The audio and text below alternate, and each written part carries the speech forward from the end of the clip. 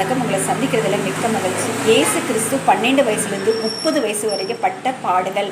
சங்கீதம் 22 என் தேவனே என் தேவனே ஏன் என்னை கைவிட்டு எனக்கு ரட்சியாமலும் செய்யாமலும் நான் கதறி சொல்லும் வார்த்தைகளை கேளாமலும் தூரமாய் இருக்கிறேன்னு சொல்கிறார். அடுத்தது யோவான் 2 அதிகாரம் 17 அப்பொழுது உம்முடைய வீட்டை குறித்து உண்டான பக்தி வைராக்கியம் என்னை பச்சித்தது என்று எழுதியிருக்கிறதே அவருடைய சீஷர்கள் நினைவு கூர்ந்தார்கள். சங்கீதம் 69:8 என் சகோதரருக்கு வேற்று மனுஷனும் என் தாயின் பிள்ளைகளுக்கு அந்நியனும் ஆனேன் அப்படின்னு சொல்கிறாரு.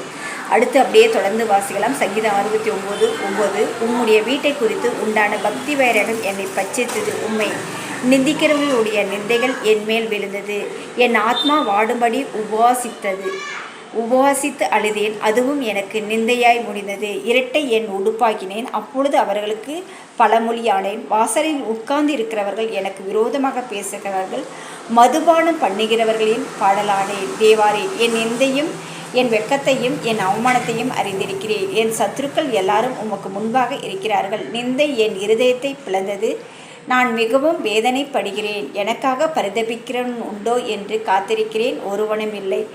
தேற்றுகிறதற்கு காத்திருக்கிறேன், ஒருவனும் காணேன். மத்தேயு 13 அதிகாரம் 55 அவர்கள் கண்டும் காணாதவர்களையும் கேட்டும் கேளாதவர்களையும் உணர்ந்து கொள்ளாதவர்களாயும் இருக்கிறபடியினால் நான் ஓமையாக அவர்களுக்கு பேசுகிறேன்.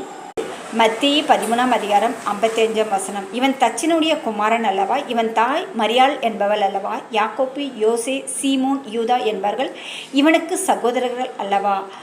அடுத்தது மத்தேயு 13 அதிகாரம் 56 இவன் சகோதரிகள் எல்லாரும் நம்மிடத்தில் இருக்கிறார்கள் அல்லவா? இப்படி இருக்க இதெல்லாம் இவனுக்கு எப்படி வந்தது என்று சொல்லி அவர் 30 வயசில் ஊழியம் செய்கிறதுக்கு போகும்போது இப்படியெல்லாம் பேசிக்கிறாங்க. அடுத்தது மத்தேயு 28 அதிகாரம் 10 அப்பொழுது இயேசு அவர்களை நோக்கி, பயப்படாதிருங்கள், நீங்கள் போய் என் சகோதரர் கலிலேவுக்கு போகும்படி அவர்களுக்கு சொல்லுங்கள், அங்கே அவர்கள் என்னை காண்பார்கள் என்றார்.